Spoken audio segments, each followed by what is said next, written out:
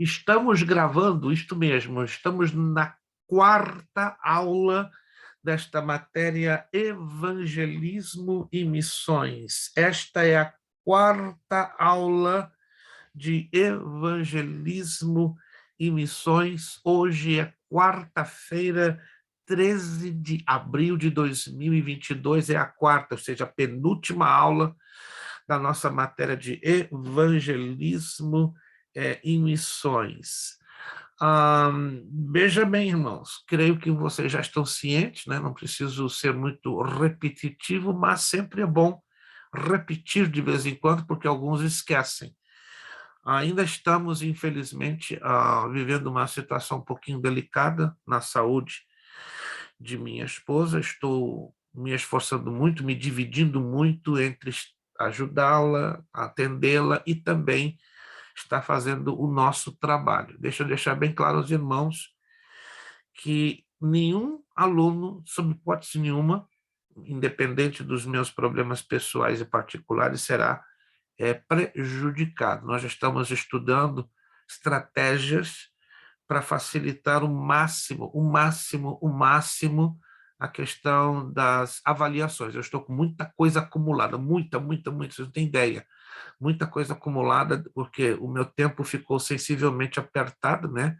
Queira ou não, eu estou dedicando mais de 60%, 70% do meu tempo para cuidar das coisas da casa e de minha esposa, e revezando com meu filho, então está bem apertado o negócio. Eu sei que isso não vai ser permanente, isso não vai se estender por mais tempo, já está em mais de um mês, estamos ainda com um impasse enorme com os médicos aqui em Orlando, já vamos, na próxima semana, provavelmente partirmos para ou Jacksonville ou para Daly City, cidades que estão a 2 horas daqui, porque está impossível, não se consegue resolver nada aqui, está bem complicado. Já temos a ajuda de 2 pastores, né, que ou nos encaminharão para um hospital privado, ou em Jacksonville, ou em Daly City. Isso vai se resolver, acredito, na próxima semana.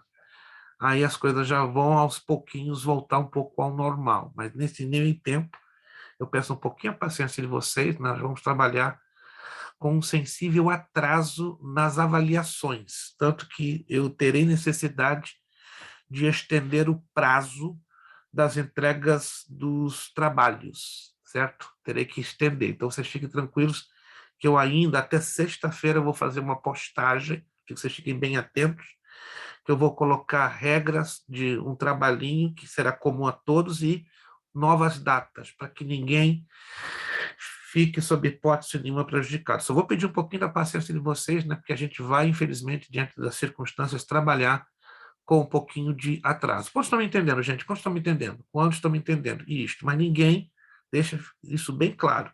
Eu não vou faltar com a responsabilidade, não vou faltar com compromisso com nenhum de vocês. Expliquei isso na turma de ontem. Se for em caso extremo, escute, caso extremo, se as coisas chegarem a um extremo, esperamos em Deus que não, mas a gente tem que estar preparado para qualquer coisa e para tudo, não é verdade? Em caso extremo, eu daria a aprovação automática a todos nesta matéria por esta situação totalmente excepcional, né? Que nenhum de vocês tem culpa de uma situação que está afetando a mim e está, querendo ou não, afetando a escola. Então, se em caso extremo, não conseguir resolver as coisas da melhor maneira possível, nenhum de vocês vão ser prejudicado. Ao contrário, eu estaria dando, então, a aprovação automática com nota 100 para todos nesta matéria por causa desta situação minha em particular. Todos entenderam? Todos entenderam? Todos entenderam também, claro? Isto, eu vou fazer de tudo para tentarmos trabalhar, ainda que com um pouco de atraso e um pouco de lentidão, mas se chegarmos até o final deste mês de abril e eu não conseguir solucionar a contento, fiquem tranquilos que vai ser automático. Já aviso a vocês que vocês já estariam automaticamente aprovados nesta matéria por causa desta situação, para que eu tenha um pouco mais de tempo até que as coisas possam voltar um pouquinho ao normal. Voltando um pouquinho ao normal, aí eu pego o ritmo e continuamos sem maiores anormalidades, porque de momento eu estou vivendo uma enorme anormalidade, né? Eu nem durmo mais à noite, eu durmo durante o dia, para você ter uma ideia, porque eu atendo minha esposa na madrugada. Eu vou dormir 5, 6 da manhã, aí se eu durmo 6 da manhã, eu acordo 10, 11 da manhã. Então, meu dia fica de cabeça para baixo. Mas amém. Deus é bom e essa tempestade vai passar. Né? Eu tenho consciência que essa tempestade vai passar. Quem já passou por tempestades na vida, hein? Quem já passou? Isso. Está todo mundo aqui diplomado, né? A gente tem que preparar um certificado de diplomamento ou de diplomar aos que passaram por dificuldades na vida. Se vocês sabem o que é passar dificuldade, então vocês sabem exatamente um pouquinho do que também nós estamos vivendo, né? E todos nós somos sujeitos a ter situações como essa. Amém. Obrigado pela compreensão, pelo carinho, pela grande, grande paciência que vocês estão tendo e pelas orações, né, que está sendo de grande importância para nos sustentar nesta hora um pouquinho apertada que a gente está passando. Página 36, por favor. Página 36. Página 36. Página de número 36. Pastor, amanhã minha filha vai começar com o senhor. Sim, sim, estou ciente, muito feliz, já mandei uma mensagem para ela, muito feliz mesmo, olha, que presente, só faltava o Rony voltar. Mas É verdade. A gente vai deixar a coisa fluir normalmente, eu não quero forçar a barra não, né? Eu sinto muita falta dele, né? O tempo que estivemos ali no presencial em Worcester, né? O Rony era uma grande figura, você sabe, né? É o seu genro, né? É um figurão. É verdade. Mas dê um abraço nele quando você estiver com ele, né? E amanhã também eu vou transmitir para sua filha para dar aquele abraço no Rony, porque aquele homem ali é uma figura, não tem outro na Terra, né? Como diz minha sogra, não tem igual. É verdade, pastor. Não tem igual. Página 36, meus irmãos. Análise exegética. Lucas, nos perdoe pela aula passada, deu uma situação estranha, tu ficaste bloqueado, já aconteceu já em 2 aulas de 5 alunos ficarem bloqueados, mas é o problema que o Zoom está tendo. Infelizmente, eu já liguei para o technical support do Zoom e já fiz a minha reclamação, entende? Mas isso tem que ser corrigido e, na medida do possível, contornado. Muito bem, análise exegética. Nós estamos na penúltima aula desta matéria. Antes que eu me esqueça, porque eu estou me esquecendo muito. Foi enviadas hoje as apostilas pelo correio, as novas apostilas da nova matéria, ok? Vai começar dentro de 2 semanas a matéria de escatologia bíblica. Então, não com essa antecedência, eu tenho certeza que os irmãos não vão ficar no meio do caminho, né? Sobretudo os irmãos que moram em Martas Vinhas, que parece que o correio de Martas Vinhas é muito malvado, maltrata os irmãos, né? Demora demais no mundo, meu Deus, nunca vi um negócio tão complicado, mas porque é ilha, né? É um pouco complicado. Então vocês já estarão recebendo, né? Os do continente, os que estão em terra firme, acredito que já estarão recebendo entre este final de semana e o início da próxima semana, e quero acreditar até o final da outra semana os irmãos de Martas Vinhas já estarão, se Deus quiser, recebendo. É a apostila que nós vamos estudá-la por 15 semanas. Sai da frente. 15, você vai ficar enjoado de estudar 15 semanas de escatologia. Mateus, fica tranquilo que eu vou te mandar a tua pelo e-mail, né? Que o Mateus e a irmã Daniela é diferenciado, eles são top das galáxias, é VIP. Não dá para mandar pelo correio normal, tem que mandar via correio eletrônico. Mateus, manda amanhã mesmo, né? Para ti e para a irmã Daniela, para vocês já terem tempo, já para começarem a analisar, a revisar, etc. Né? Não vamos deixar vocês em cima da hora, não. A palavra de Deus, como vocês já têm observado, é um livro maravilhoso, maravilhoso.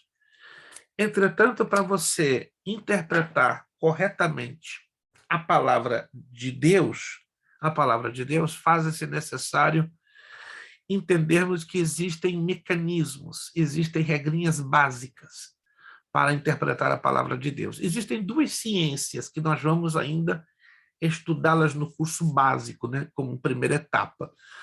Hermenêutica e exegese bíblica. Quantos de vocês já ouviram falar destas 2 ciências teológicas, hermenêutica e exegese? Deixa eu tomar um tempinho curto, bem curto, não vou ser muito extenso, só para vocês entenderem. A hermenêutica é a arte de interpretar corretamente o texto sagrado através dos 6 tipos de contextos que a Bíblia nos apresenta e das suas 21 figuras de linguagem. Por exemplo, vou dar um exemplo bem comum que isso confunde muitas pessoas. O livro de Números diz o seguinte: Deus não é homem para que minta, e nem filho de homem para que se arrependa. Quando já ouviram falar desse texto?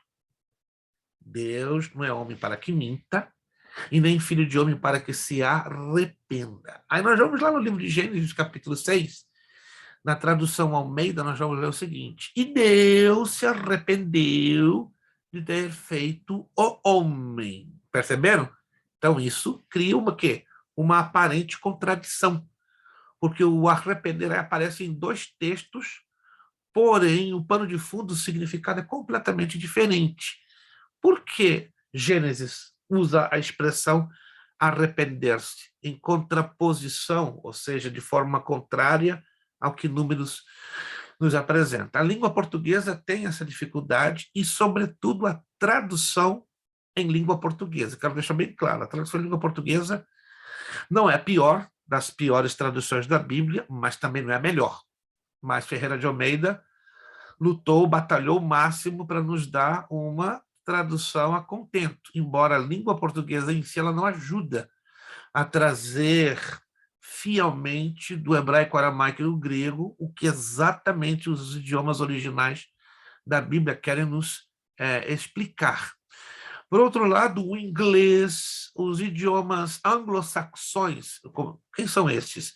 Seria o inglês, o alemão, o norueguês, o sueco, o holandês, o russo, o ucraniano. Esses idiomas trazem com muitíssima fidelidade o que os originais das Escrituras nos trazem, ou seja, as 2 melhores traduções da Bíblia a nível de fidelidade com respeito ao texto original, vocês podem não acreditar, é o alemão e o ucraniano. É impressionante. Por que eu digo isso? Porque eu tenho as 2 traduções, eu faço constantes estudos bíblicos investigando a tradução de Lutero em alemão e uma tradução em ucraniana de 1897. São as 2 melhores traduções da Bíblia, mas, infelizmente, nem todos têm acesso a interpretar e entender o alemão e muito menos o ucraniano, certo? Tirando essas 2 traduções... É o que eu digo, infelizmente cria-se uma limitação para muita gente, muita gente. Tirando o alemão e o ucraniano, as melhores traduções da Bíblia estão no inglês, acredite. Na língua inglesa estão as melhores traduções da Bíblia. A melhor tradução da Bíblia em inglês é chamada NRSV. Se quiser anotar, NRSV, New Revised Standard Version. É a melhor tradução da Bíblia no inglês, seguida da ESV, English Standard Version. Então, seriam as 2 melhores traduções da Bíblia em inglês, e temos a NIV. A NIV em inglês é boa, não é excelente em comparação com em português. Em português é um desastre, mas em inglês ela ainda é viável, ela pode ser assimilada como uma tradução razoável. Mas as 2 melhores traduções da Bíblia em inglês é a NRSV e a ESV. Por que eu estou batendo tanto nesta tecla? Porque quando nós lemos lá em Gênesis capítulo 6, na verdade, no original não é o arrepender-se como do homem, porque o arrependimento do homem é em relação àquilo que ele fez de errado. Ele então se conscientiza que errou e precisa o quê? Corrigir. Concordam comigo? Que o arrependimento humano, ok? Ele é resultado de uma má atitude, de uma má decisão. Pisei na bola, fiz errado, então eu tenho que reconsiderar, tenho que corrigir, tenho que me arrepender do mal que eu cometi. Então temos que levar isso em consideração. Então, qual é a expressão certa no hebraico? Pesou-lhe o coração. Se você vai lá na NRSV e na English Standard Version, você vai ver a expressão was grieved, ou seja, pesou o coração de Deus de ter feito o homem. Já em português, criou-se um problema e, ao mesmo tempo, uma figura de linguagem chamada antropopatismo. Que nome é esse estranho? Antro quer dizer homem, não é? Patismo quer dizer sentimentos e emoções. Então, essa é uma figura de linguagem que vamos encontrar na Bíblia em língua portuguesa. Antropopatismo. Sentimentos humanos atribuídos a Deus. Por exemplo, deixa eu fazer uma pergunta para vocês. Deus tem olhos? Sim ou não? Deus tem olhos. Deus tem pés. Deus tem mãos. Espírito. Ele é Temos espírito.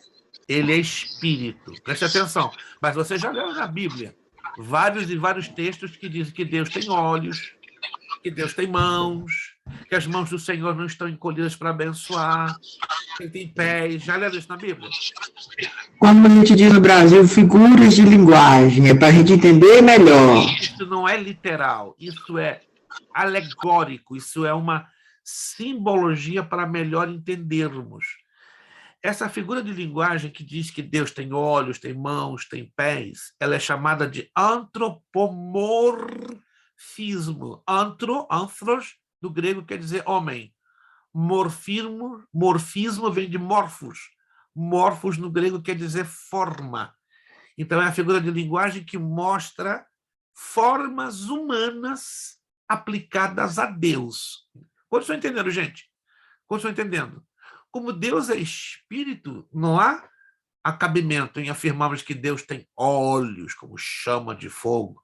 Olhos, chama de fogo, a interpretação é que a onisciência de Deus ela é tão poderosa que ela vai no profundo de todas as coisas. Isso quer dizer olhos como chama de fogo.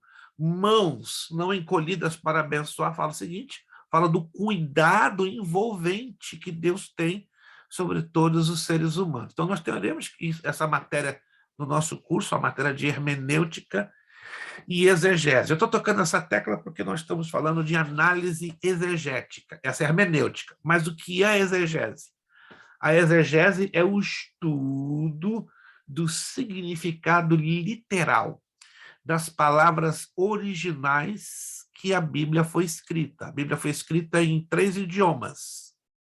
Se você não sabe, ou se você já fez a matéria de bibliologia, vai se lembrar. Mas se você não fez a matéria de bibliologia, anote.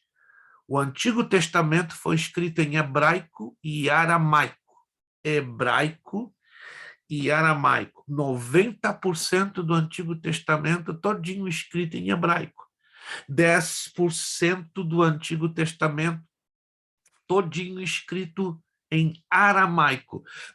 Eles são parecidíssimos, o hebraico e o aramaico. É como o russo e o ucraniano. Escrevem-se com as mesmas letras, que é o alfabeto cirílico, só que tem diferenças de pronúncia, de grafia, de terminações, né? A mesma coisa é o hebraico, né? O hebraico e o aramaico se usam o mesmo alfabeto, né? Que é o alfabeto característico da língua hebraica e da língua aramaica, se escreve da direita para a esquerda, não tem vogais, muito interessante isto, certo? O Novo Testamento, por sua vez, foi todinho escrito em grego, mas o grego do povo, o grego koine, como se escreve koine?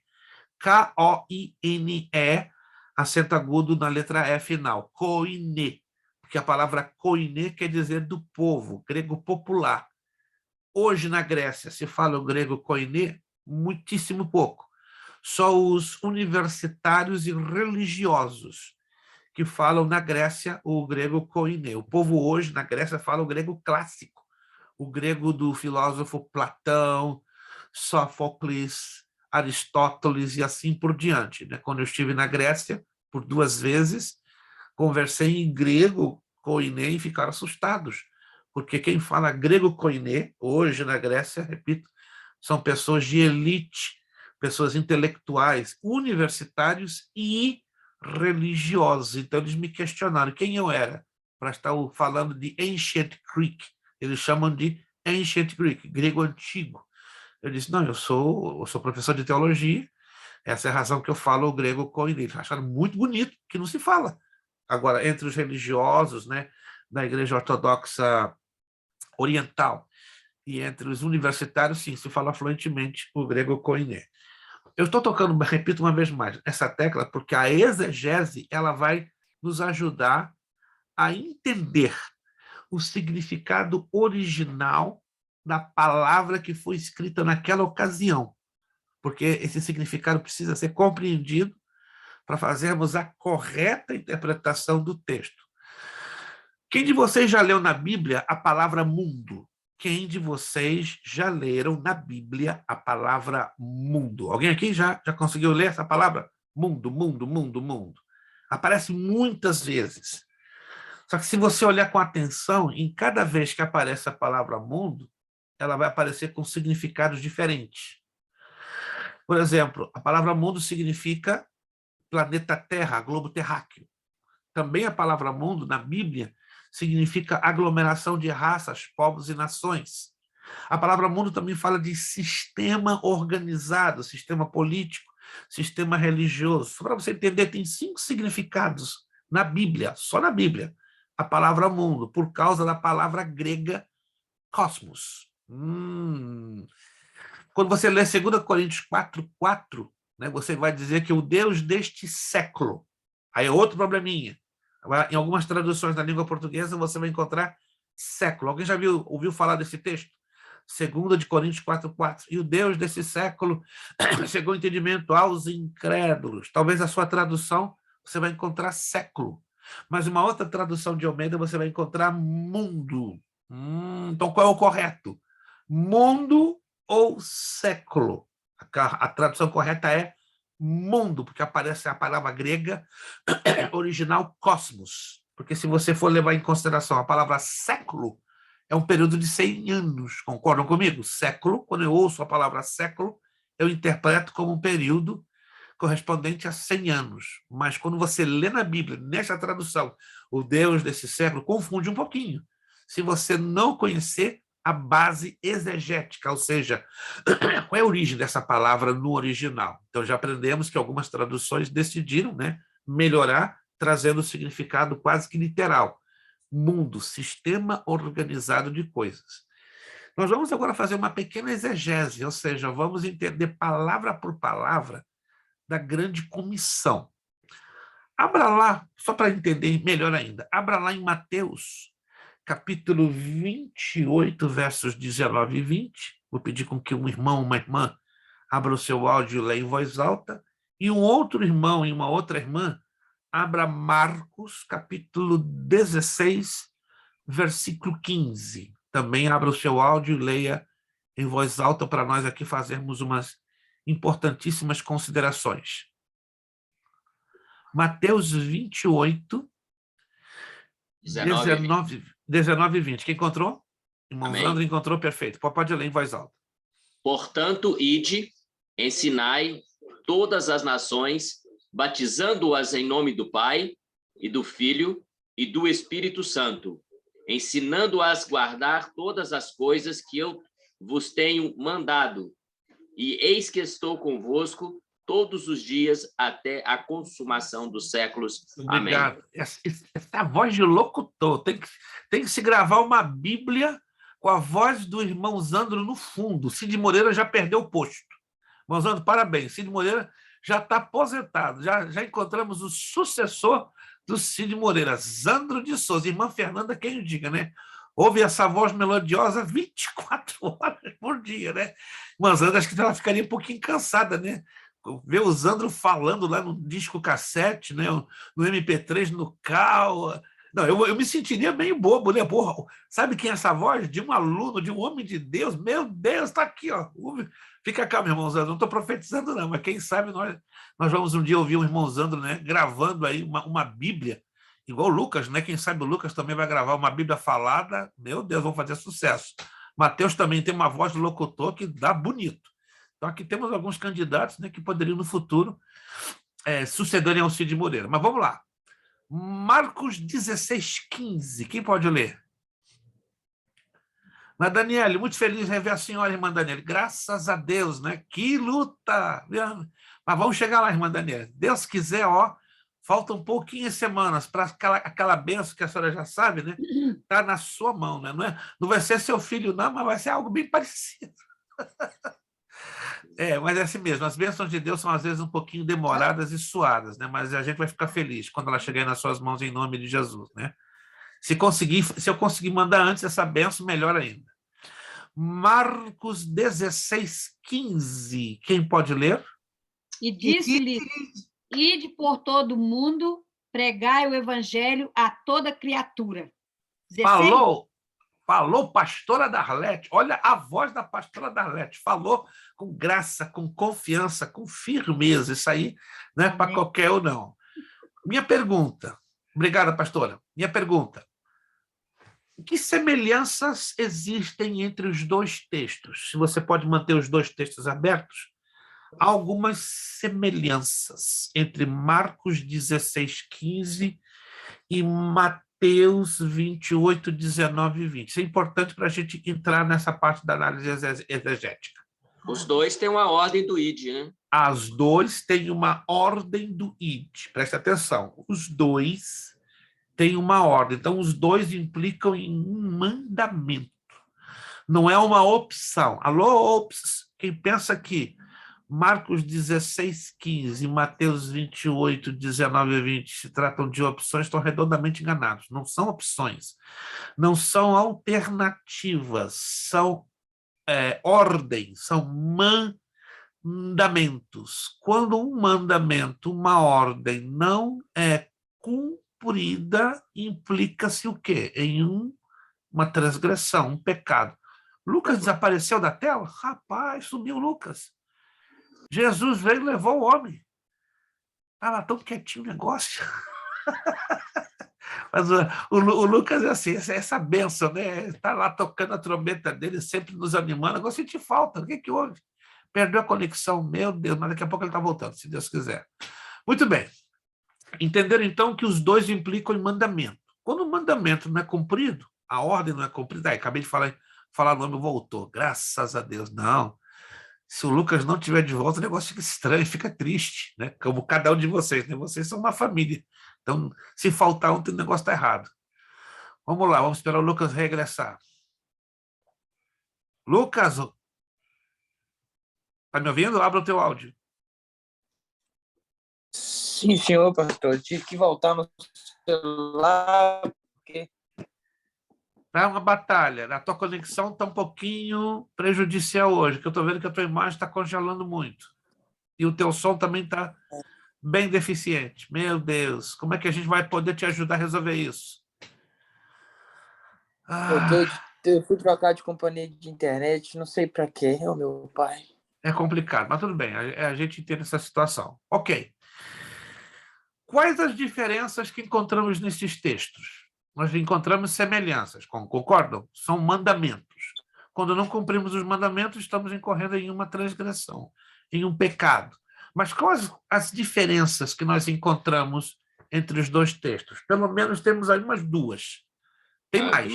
Eu vejo que a ordem é ensinar e Marcos, a ordem é pregar. Anote aí. Ambos dão a ordem do batismo.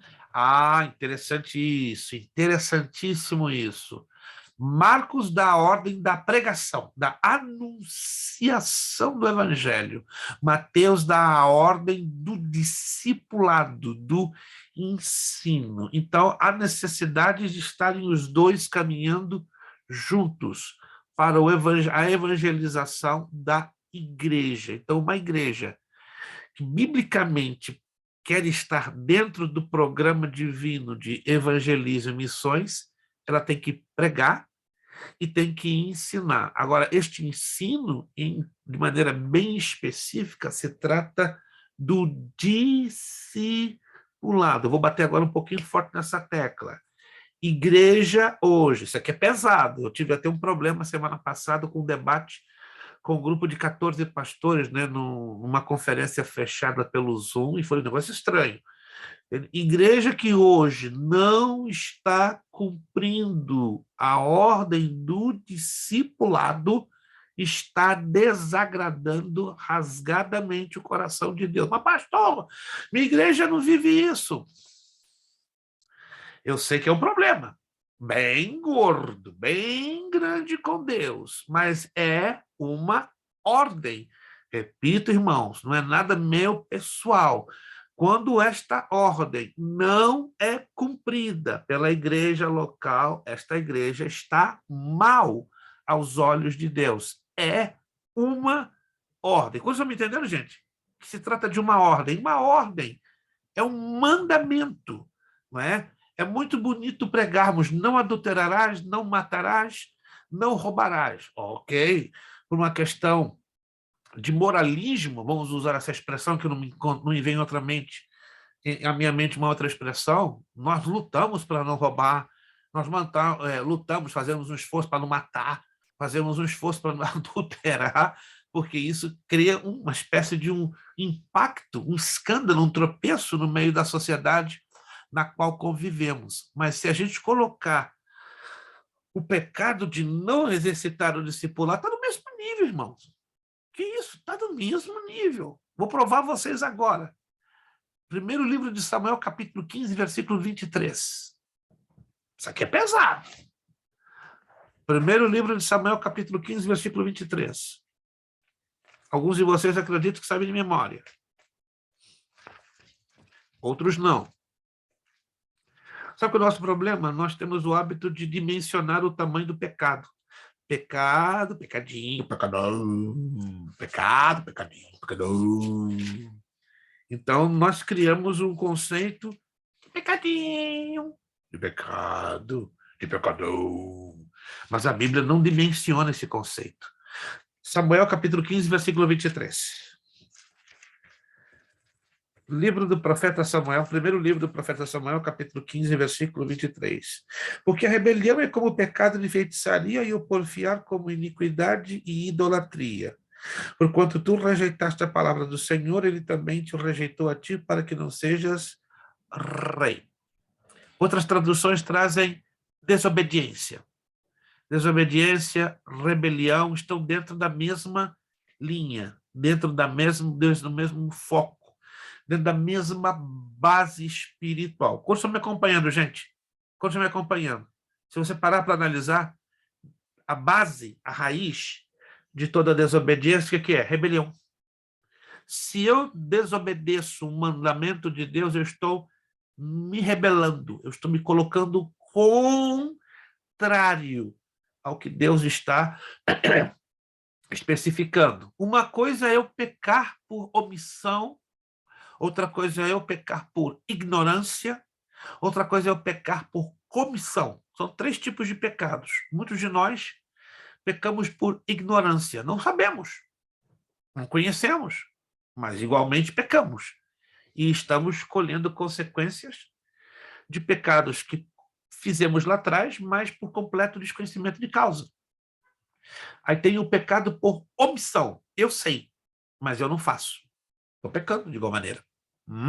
E o pecado de comissão. Eu sei e insisto continuar não fazendo. Esse é o chamado pecado porque eu estou fazendo o quê? De forma deliberada, calculada. Quantos estão me entendendo, gente? Quantos estão me entendendo? Sistemático. Isso chama-se pecado por comissão. Eu sei, estou consciente do problema, das consequências que vão ser arcadas, mas estou continuando a fazer. Aí eu caio lá em Tiago 4,17. Aquele que sabe fazer o bem e não o faz, comete o quê? Comete o quê? Pecado. Pecado. Pecado. Ok, voltando lá à questão do discipulado. Por que hoje a grande maioria, 80% das nossas igrejas, não cumprem a pé da letra a ordem de Jesus do discipulado? Resposta. 3 possíveis respostas. Número 1, completo desconhecimento. Por que existe o completo desconhecimento? Porque não se ensina, não se estuda. não se informa. Segundo, alguns líderes e pastores sabem, mas decidiram, por A e B razões, não ensinar. Não é conveniente ensinar. Não sei se vocês já observaram, isso aqui não é uma crítica, estamos trabalhando com maturidade dentro das Escrituras Sagradas. Alguns líderes acham enormemente conveniente não passar orientação bíblica em certos aspectos. Sabe por quê? Porque se passarem orientações bem claras sobre certos aspectos da vida espiritual, o líder perde o controle de manipular. Como é que é? Existe isso, pastor? Seja bem-vindo ao mundo da realidade. E como existe? Tem obreiros, tem pastores que têm prazer de manipular conscientemente. Mas não estamos aqui não estamos tecendo críticas. É uma realidade, é uma realidade. Terceira razão porque o discipulado não é exercitado, porque dá trabalho. Muito trabalho. Trabalho de orar, trabalho de estudar, trabalho de santificar-se, trabalho de jejuar. Irmãos, a obra de Deus, ela é constituída em cima de quê? Trabalho, esforço, entrega, sacrifício, doação. E hoje, exercitar o discipulado não é negócio para muita gente. Outra coisa, que seria a quarta razão, eu não vou discipular, um exemplo, o Mateus, é um exemplo, tá, Mateus? Se está acontecendo contigo, me perdoa, eu não sou profeta do papo. Eu não vou discipular o Mateus, porque o Mateus vai ficar sabido. Vai conhecer a Bíblia mais do que eu. E ele conhecendo a Bíblia mais do que eu não vou poder manipulá-lo à minha vontade. Porque quanto menos ele souber da Bíblia, eu posso pegar o Mateus, jogar ele para a esquerda, para a direita, para frente, para trás. Eu faço dele, como diz na língua portuguesa, de gato e sapato. Estou bem.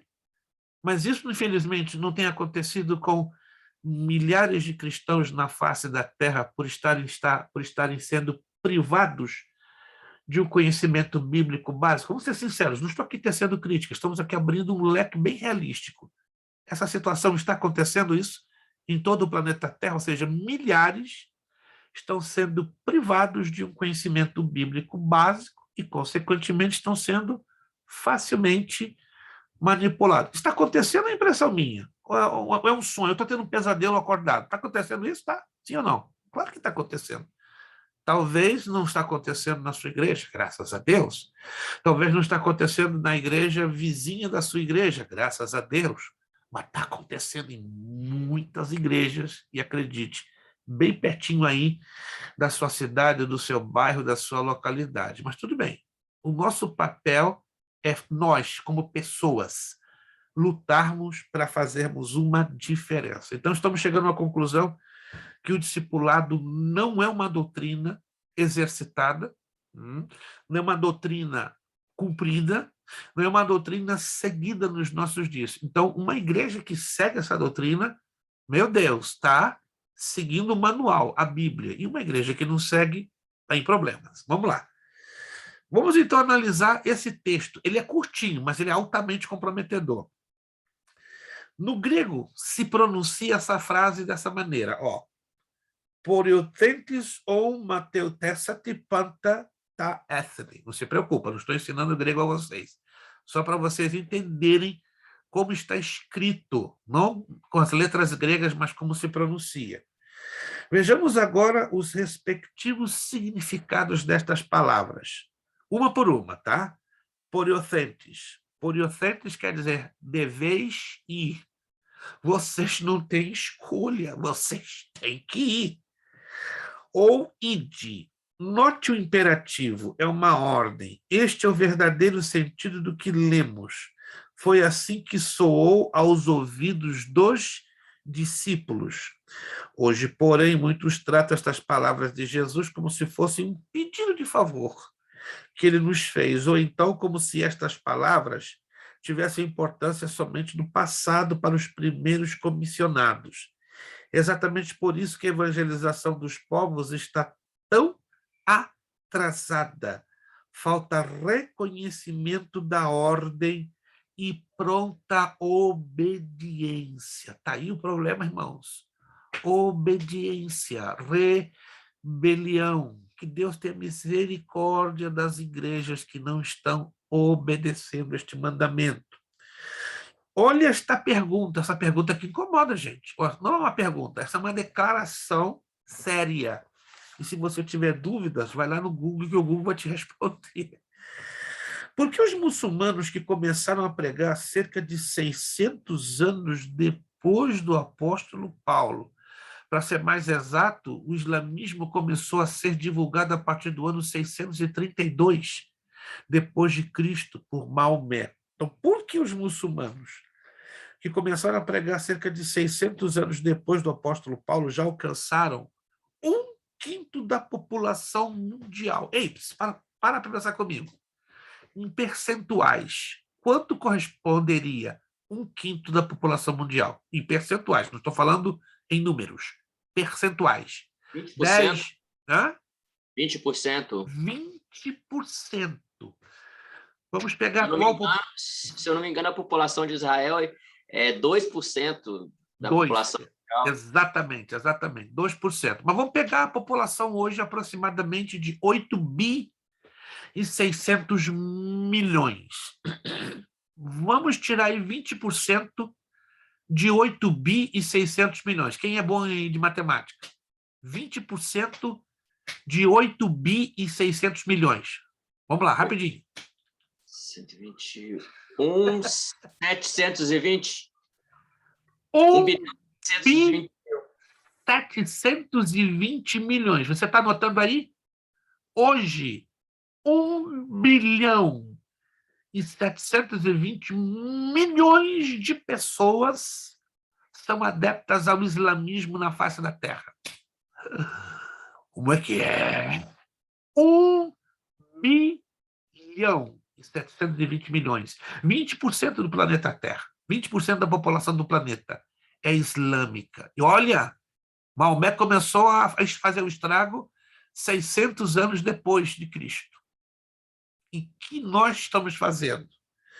Enquanto nós evangélicos temos apenas, olha só, essa estatística é de 2019, 550 milhões aproximadamente. Vamos ser sinceros, não é vergonhoso saber que estamos bem para trás? 550 milhões, enquanto os islâmicos 1.720. Aí qual é a pergunta? Quem é o culpado? As instituições ou nós? Resposta: nós. Nós sempre temos o hábito de culpabilizar as igrejas, mas no sentido bíblico, igreja começa por mim, por cada um de nós individualmente. Mas aí nós temos uma coisa que já falamos em outras aulas: existe um sistema. Você quebrar esse sistema hoje é completamente impossível. Eu costumo dizer que a igreja está vivendo um momento tão crítico na face da Terra que ela precisa, escute, ser reevangelizada para evangelizar com eficácia. Em 1517, Deus levantou Martinho Lutero para reformar a igreja. Mas está fazendo falta Deus levantar novos Luteros e novos João Batistas. Não para reformar, mas para transformar a igreja. A igreja, irmãos, vamos parar para pensar? Ela precisa ser transformada nesses últimos dias para falar de Cristo, para falar do evangelismo e de missões, porque, do contrário, o número, e já sabemos disso, irmãos. Alguém me perguntou, pastor, quanto será o número de arrebatados? Eu vou dar para vocês o número de arrebatados. Você sabia que a Bíblia já dá o número de arrebatados? Quem sabia? Essa matéria a gente vai começar a estudar no dia 27. Quantos de vocês sabiam que a Bíblia já dá direitinho o número dos arrebatados? Vamos lá. Não são os 144 mil, não. Não são os 144 mil, não. Alguém sabia? Que a Bíblia... 12 mil de cada uma das 12 tribos. Mas não são esses, não. Mas a Bíblia já dá direitinho o número dos arrebatados. Vocês têm ideia onde está escrito esse texto? Não. Mateus 24, 14. Vamos lá, abre e lê em voz alta. Olha, a Bíblia dá direitinho, irmãos. Que coisa tremenda, o número dos arrebatados.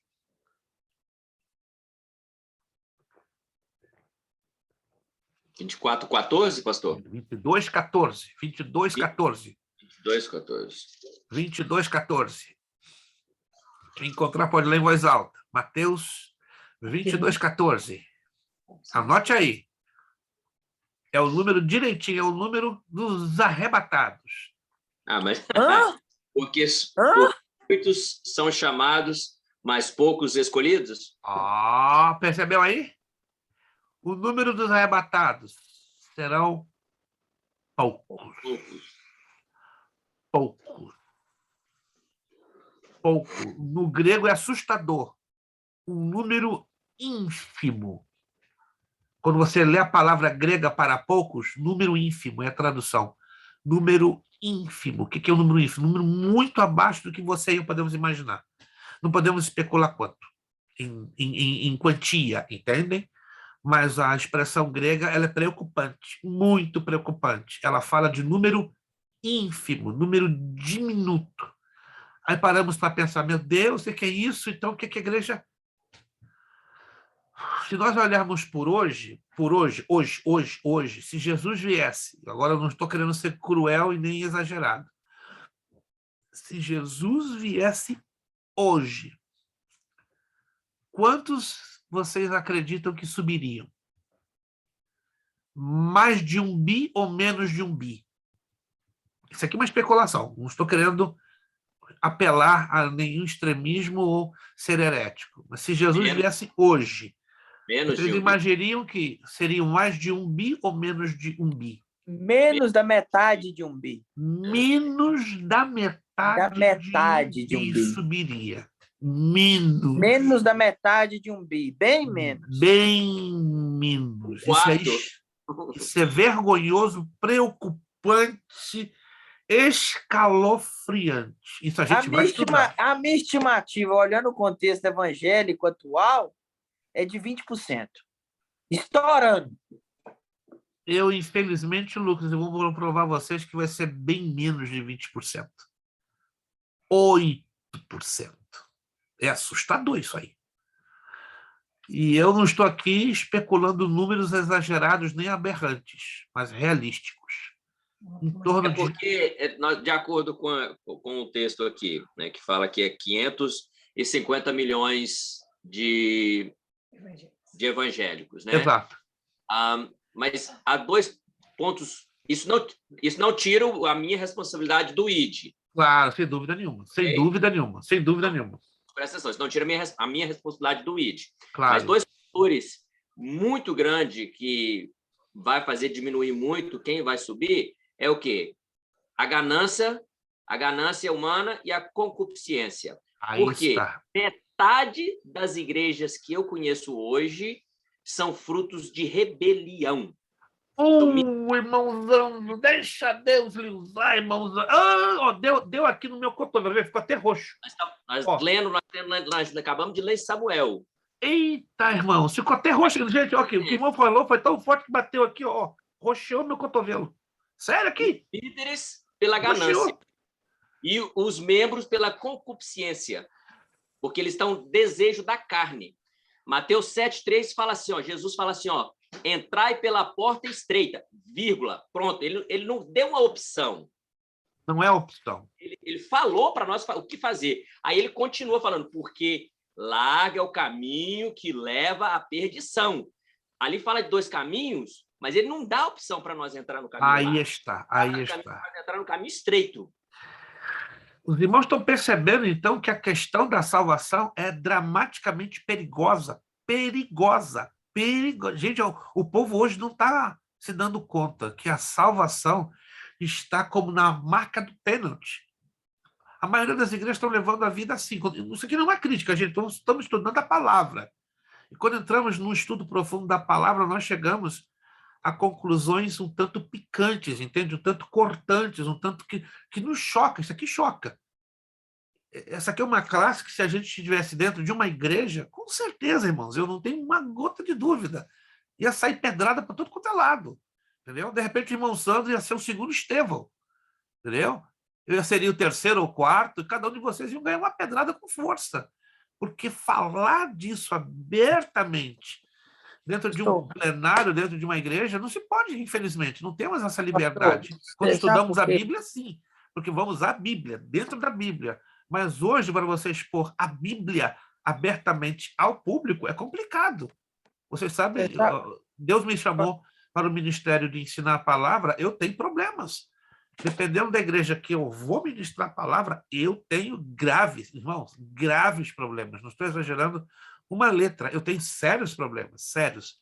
Tanto que quando me convidam, que se uma igreja que não me conhece e eu não conheço, eu faço várias perguntas, faço um interrogatório. Vem cá, vocês creem nisso? Vocês creem nisso? Por que tanta pergunta, pastor? Porque eu não quero ter problema. Se é uma igreja que eu não conheço, eu estou tendo muitos problemas, eu tenho medo. Essa é a palavra, medo de assumir um púlpito de uma igreja brasileira que eu não conheça. Também eu tenho esse problema com a igreja hispana e americana, mas é menos, acredite. Eu tenho ido muita igreja hispana aqui na área e igreja americana, mas a igreja brasileira eu tenho recusado. Não estou discriminando, por favor. É porque é aquela coisa, né? O gato escaldado. Já ouviram falar a história do gato escaldado? Eu sou um gato um pouco escaldado, então eu estou tendo muito cuidado. Para eu entrar hoje numa igreja brasileira e ministrar, tem que ser com muita boa recomendação e eu ter um conhecimento básico. Do contrário, a mesma coisa eu faço com a igreja hispana e a igreja americana. Mas, repito, eu tenho muito cuidado dobrado com a igreja brasileira. Não porque eu estou discriminando, é exatamente isto que o irmão Sandro acabou de falar. Quantos ouviram que o irmão Sandro acabou de falar? Por causa das razões que ele expôs, que infelizmente não me dá muita liberdade. Então eu vou assim, ó, com outro olho na missa, outro olho no padre, mas com um cuidado redobrado para não ter certas decepções. Lucas, desculpe, eu te interrompi, para a gente avançar. pastor, sabe por que que isso acontece? Porque o que o irmão Sandro falou? Porque a gente vive enganado dessa forma, é porque os tempos vivem lotados, sabe? Aí fica aquela... E hoje, a rede social fica lá, aquele monte de crente de fachada, imitando o mundo, para trazer gente do mundo, mundano, para a igreja mundana dele, e fica tudo misturado, todo mundo alienado, anestesiado, indo para o inferno. Entendeu? Mas E é sabe por qual isso. mas sabe qual a razão disto, além daquilo que o irmão Zandro falou? Falta despertamento na consciência pela palavra. Mas ninguém quer pregar a palavra, porque a palavra não dá lucro e não dá retorno. Estamos chegando então a conclusões bem tristes, Entendeu? bem Porque difíceis. a palavra não dá retorno. Você chegar no camarada e falar com ele, a resposta é sua. Você tem que tomar sua atitude e carregar a sua cruz. Você não depende de ninguém. Você não depende de um Moisés para subir o monte por você. Você é responsável por você mesmo. Cresce, toma atitude e assuma a responsabilidade dos seus pecados. Onde que isso vai dar retorno? Então, o chamado evangelho muleta, o evangelho da muleta, o evangelho da conveniência. Cash. Da perseguição, É isso aqui, pastor. calúnia. Aí está, irmão Zandro. Chegamos ao ponto. Eu levei essa conversação, essa parte da nossa aula para chegarmos a este ponto. Se queremos ser autênticos, alô, estão me ouvindo? Se queremos ser legítimos na pregação do evangelho, nós vamos arcar com consequências muito pesadas. Calúnia, perseguição, rejeição, seremos abandonados, seremos mal compreendidos, seremos pisados. Aí eu faço essa pergunta: quantos de nós estamos dispostos, de fato, seguir a Cristo e levar as consequências? Vou fazer essa pergunta de novo. Quantos de vocês, hoje, conscientes, eu amo Jesus? Ok. Se amamos Jesus, estamos dispostos a levar as consequências? Eu estou disposto, gente. Eu não tenho problema. Não sou melhor do que ninguém aqui. Muito pelo contrário. Mas estou disposto.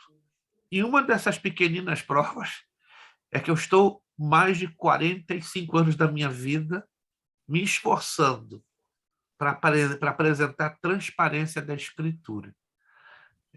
Uma das razões que, graças a Deus, e peço a Deus que me mantenha assim, que eu não sou famoso e nem estou correndo atrás disso, nem por brincadeira, é que a palavra que eu ensino da parte de Deus é uma palavra que, infelizmente, machuca, corta, confronta. Entende? Um pastor já disse, pastor, só poderia ser hoje um homem de elite. Como é que é? Só poderia ser hoje um aplaudido. Só ter aí 2 a 4 milhões de seguidores nas redes sociais. Se o senhor entrasse no jeito. Que jeito? Eu já estou no jeito. Eu já estou no jeito. E quero ficar no jeito de Deus, mais do que nunca. Fala, irmã Ivani, deixa Deus lhe usar. Quando a irmã Ivani fala, gente, a terra para, o sol vira e escuta. É isso. O pastor, outro dia eu ouvi uma coisa absurda.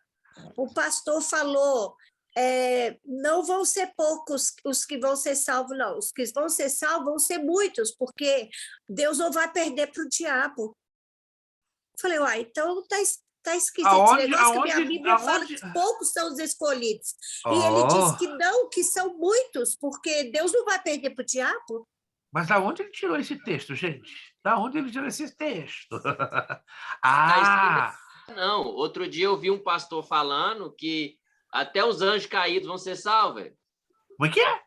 Até os anjos caídos vão ser salvos. Não, irmão. Manda esse link para mim que eu vou dar uma coça bíblica em cima desse pastor. Sério? Esse aí tem mais de 2 milhões de seguidores. Não, manda o link desse homem que eu vou dar uma coça bíblica dele, né? Vai tomar vergonha na cara, para deixar de ser mentiroso, enganador. Os anjos caídos vão ser perdoados. Não, está escrito isso na Bíblia. A 2 de Pedro diz claro que aí eles estão encerrados no tormento eterno. Eles vão ser julgados para serem lançados no lago de fogo e enxofre. Meu Deus, é muita absurdice, é muita manipulação, é muito extremismo, é muita ignorância e muita brutalidade bíblica. Mas tudo em nome disso aqui, ó. Em nome de fama, em nome de poder, em nome de ganhos. Mas vamos lá. Então, esse cálculo que estamos apresentando aqui, tantos muçulmanos ganhando o mundo e tão poucos cristãos, será um erro de cálculo ou de estratégia? Ou será falta de dinheiro? Está aqui, ó, tá aqui na apostila. Não, é falta de fé. É falta de amor, é falta de obediência mesmo, é falta de compromisso com Deus e com a sua palavra. Obediência vem antes de estratégias, métodos ou dinheiro. Ao ouvir Jesus falar, seus discípulos não receberam suas palavras no sentido de, olha, talvez seja bem que vocês comecem a pregar primeiro em Jerusalém, depois em todo o mundo. Não. Foram palavras fortes como de um general passando ordens aos seus subalternos, os quais não podem questionar, senão simplesmente obedecer. Foi assim que Paulo recebeu esta ordem, pois ele respondeu, porque se eu anuncio o evangelho, não tenho de que me gloriar, pois me é imposta esta obrigação. Ai de mim, se não anunciar o evangelho. Sabe como está escrito essa frase em grego? Ai de mim, se não anunciar o evangelho. Anatemas ogoegus imeion eugangelion. Traduzido ao pé da letra. Maldito seja eu, se eu não anunciar as boas novas. Isso é pesado, irmãos. Maldito seja eu, se eu não anunciar as boas novas. Irmãos, isso é pesado. Eu não estou forçando a exegese do texto. Está lá. Quando nós formos estudar grego, bíblico, você vai ficar assustado. Vai encontrar algumas expressões que, na língua portuguesa e em outros idiomas, parece que dá uma aliviada de situação. Mas não é, não. Ai de mim, não tem essa de ai de mim, não. Maldito seja eu, se eu não anunciar o evangelho. Que Deus tenha de nós misericórdia, misericórdia da sua igreja. A palavra grega on, portanto, opôs, é uma palavra de ligação. Matheu tessati, fazei discípulos, ou seguidores, ou aprendizes, é uma ordem, está no imperativo. Pantata, a todos, de modo que até agora este versículo fica assim. E de fazer discípulos de todos os ethni. A palavra ethni merece atenção especial, é o que vem adiante. Ethni quer dizer nação. Desde os séculos XV e XVI, a palavra ethne vem sendo traduzida para algumas línguas ocidentais apenas com significado de nação, o que não é errado. Todavia, a palavra ethne deriva-se de ethnos, que é um termo grego usado para designar o vocábulo povo ou gente. Povo ou gente. O vocábulo ethne é a geratriz da palavra etnia. Etnia é um grupo humano que se relaciona entre si por fatores como língua, religião, raça, moradia, ocupação, classe social, modo de vida, modo de vestir ou não, ou seja, um povo. Sendo assim, o versículo fica bem traduzido deste modo: e depois de fazer discípulos de todos os povos. A origem das raças deu-se na confusão das línguas na Torre de Babel, Gênesis 11. Corrijam aí, não é 1 não, é 11, 7, 8. Erro de digitação nossa, tá? Corrija aí. Gênesis 11, não é Gênesis 1 não, é 11. 11, 7, 8.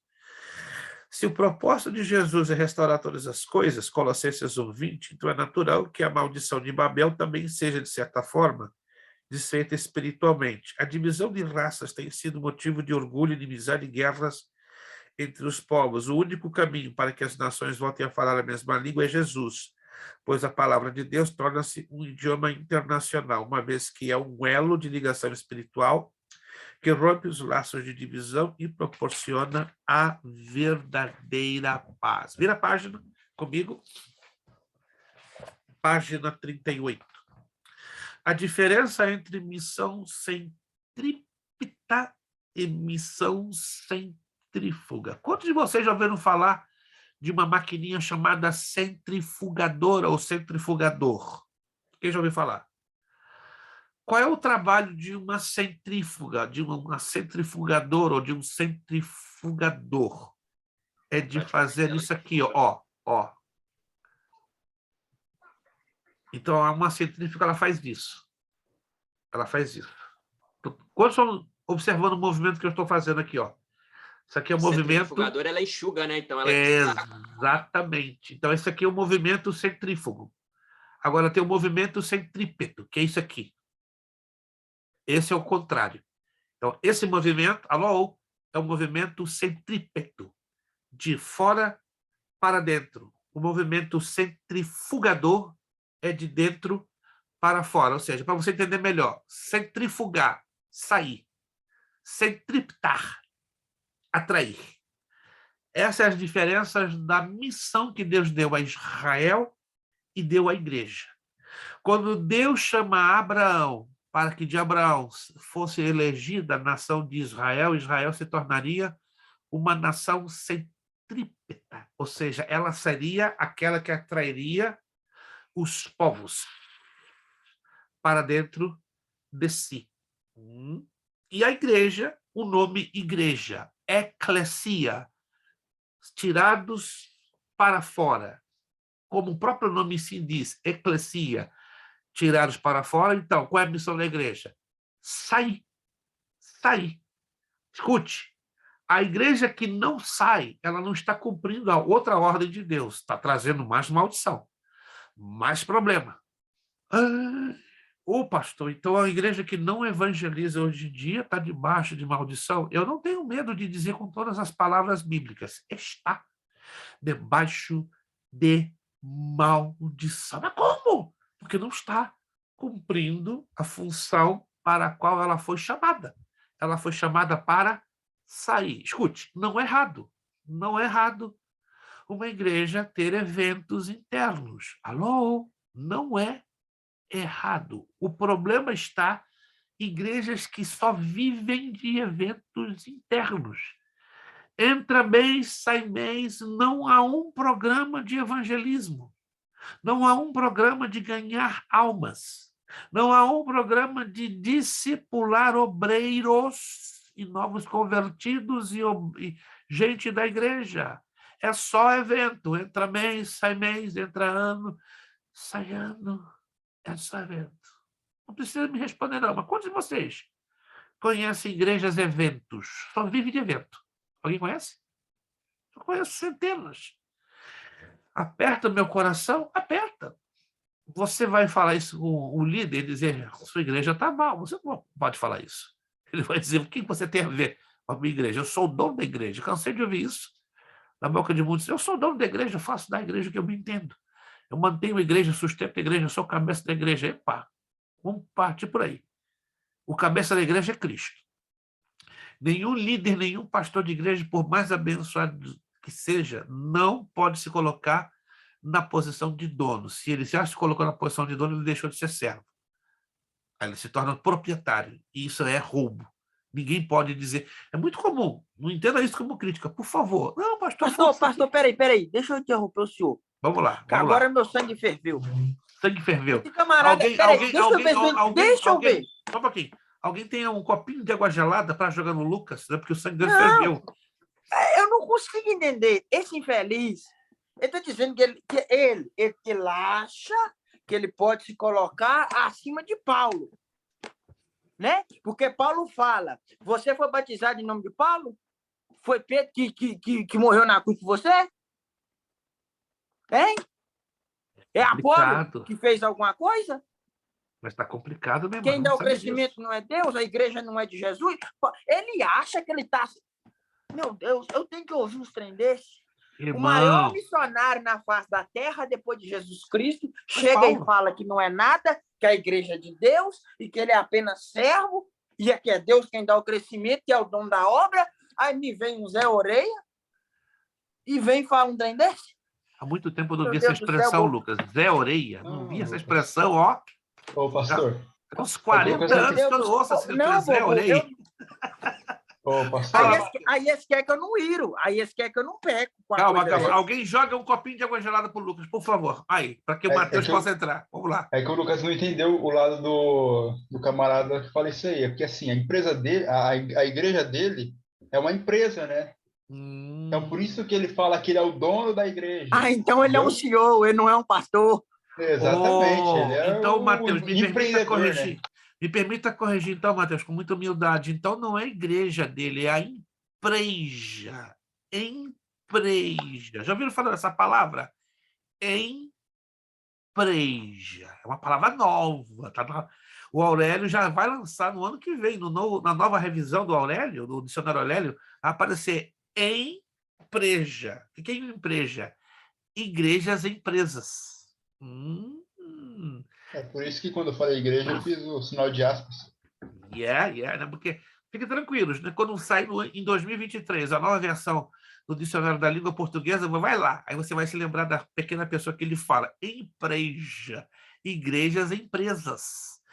E hoje a coisa, irmãos, a tendência é a piorar muito. Por isso que o evangelho ficou para trás. Por isso que o número de arrebatados vai ser o mínimo possível. Por isso que o número de salvos está diminuindo muito. E para complicar ainda, vocês estão sabendo, né? Há uma teologia que está batendo pesadíssimo com a seguinte colocação. Salvo uma vez, salvo para sempre. Para piorar a coisa, tem milhões crendo que a salvação não pode, sob hipótese nenhuma, ser perdida. Mas não vamos entrar nesse detalhe por enquanto. Se a gente vai estudar mais a fundo na escatologia do João, que estão arrastando aí multidões aí ainda. Como? O tal dos coaches que estão arrastando. Irmão, se a gente for falar disso agora, a gente vai entrar numa depressão espiritual. Hoje eu me aborreci muito, hoje minha pressão subiu, irmão. Me chamou um pastor, não vou citar o nome dele por respeito e ética, que ele é considerado o cabeça dos coaches brasileiros na América, me oferecendo um curso de 1 ano grátis. Eu perguntei, como assim? Como ele encontrou o meu número? Não, irmão, é que eu lhe encontrei no Facebook, eu já ouvi falar da sua pessoa, e o senhor vai ser o meu grande representante nos Estados Unidos. Nós vamos fazer dinheiro juntos. Para.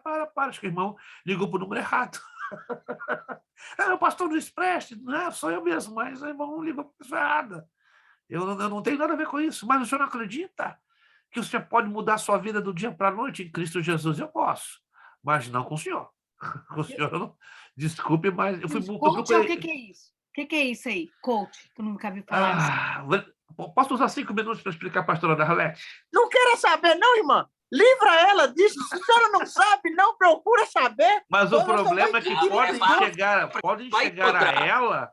Vai se encontrar com um, e ela tem que estar preparada para sair. Tem que saber. Exatamente. Vocês me dão 5 minutos para explicar a pastora Darlete o que é um coach? Vocês me permitem? 10, pastor. 10. Não, 5, senão eu não consigo avançar.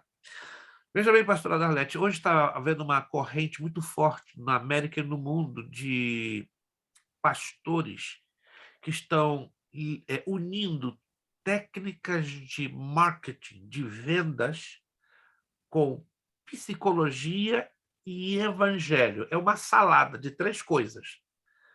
Estratégia de vendas, número 1, evangelho de Cristo no meio, número 2, psicologia, número 3. Então, ele pega essas 3 coisas e apresenta como a sensação do momento. Para você, por exemplo, aumentar o número de membros na sua igreja, para melhorar a qualidade de vida emocional e espiritual dos membros. Então, eles apresentam um monte de benefícios baseado nessas 3 coisas, está me entendendo? Técnicas de venda, o evangelho do meio e técnicas de psicologia. A Bíblia deixa bem claro que o evangelho de Cristo ele não tem misturas. No momento que você mistura uma coisa e outra, vai dar problema. Não é errado você usar técnicas de psicologia dentro do evangelho, desde que a psicologia fique abaixo da Bíblia e não no mesmo nível ou acima. E o coaching faz o contrário. Coloca a psicologia no mesmo nível da Bíblia, em alguns casos até acima. Aí complica, porque está desvalorizando o que? A palavra de Deus. A palavra tem que estar sempre acima, nunca no mesmo nível de uma ideia humana ou abaixo. Se ela está no mesmo nível, está me entendendo, pastor Dalé? Se ela está no mesmo nível ou abaixo, isso é coisa diabólica. É desprezar o poder da palavra. A palavra tem que estar sempre por cima. Nunca no mesmo nível. Quantos estão me entendendo, gente? Quantos estão me entendendo? Nunca a palavra pode estar no mesmo nível de uma ideia humana ou abaixo. E o coach consegue fazer isso. Coloca a psicologia, técnicas de marketing no mesmo nível da palavra e, em alguns casos, a palavra fica onde? Aqui embaixo. E eles estão ganhando milhões de adeptos nos Estados Unidos e no mundo. Para a tristeza de vocês, só aqui nos Estados Unidos existem 75 milhões de evangélicos adeptos ao coaching. Dos 75 milhões, 32 milhões são brasileiros, quase a metade. 32 milhões de evangélicos nos Estados Unidos abraçaram o coach. E muitos dizem, minha vida mudou, minha igreja cresceu. Mentira! Há certas linhas de coaching que trabalham com técnicas de budismo, hinduísmo e espiritismo. Eu estive em Chicago numa reunião de coaching. Fui convidado, estava por lá ministrando numa igreja hispana e num domingo de manhã não tinha culto, me convidaram e eu fui curioso, né? Sempre devemos de estar aprendendo. Estava lá um dito pastor brasileiro muito conhecido, não vou dizer nome por questão de respeito a ele, e ele estava com uma sessão especial, cura interior. Você agora vai ser um coaching que vai liderar cura interior na sua igreja. Daqui a pouco, quantas pessoas aqui têm traumas emocionais? Mais de 60 pessoas, 50 levantaram as mãos. Vem aqui à frente. Vou ensinar uma técnica que você vai voltar ao seu passado até o ventre de sua mãe. E você voltando o ventre de sua mãe, você será curado de todos os seus traumas que você passou na sua infância, na sua adolescência, na sua juventude. Resumindo, foi uma verdadeira sessão espírita. Eu não aguentei ficar 25 minutos. Se eu fiquei ali 20, foi muito. Pessoas caindo no chão, se retorcendo, colocando-se naquela posição meio fetal. Foi um negócio vergonhoso, vergonhoso. Então, pastor Darlete, os coachings hoje são manipuladores da fé. E eles vêm apresentando o quê? Resultados assim, no financeiro e num crescimento acelerado da igreja. Se a sua igreja tem 15 membros, se a sua igreja tem 15 membros, eu te garanto que em um mês ela vai ter 300. Mentira, irmã. A única igreja que viveu um crescimento assim, ó, gigante, foi a igreja de Jerusalém. Sabe por quê? Porque ela estava debaixo da unção do poder de Deus. E qualquer igreja que está debaixo da obediência, da unção da palavra e do poder, ela cresce assim. Mas não com essas fórmulas mágicas que são tão prometidas. Depois, se a senhora quiser, eu posso mandar um estudo curtinho para a senhora sobre o que é coach. Curtinho. corpo de Manda 3, pra todo 4, mundo. Obrigada. de 4 partes. Ok, vou mandar para O vocês. senhor, No grupo. Põe no Perfeito, grupo, pastor. Põe no perfeito, grupo. assim farei. Fala, Lucas, rapidinho que eu quero avançar. o senhor não cita nome, mas eu vou citar rapidamente. Tem um infeliz no Brasil chamado Pablo Marçal. Ele encheu um estádio lotado de crente, desceu no helicóptero, o povo cantando Vem Jesus, para falar que o seu espírito e o seu corpo não tem problema nenhum com o pecado, que o negócio é que você tem que destravar a sua alma.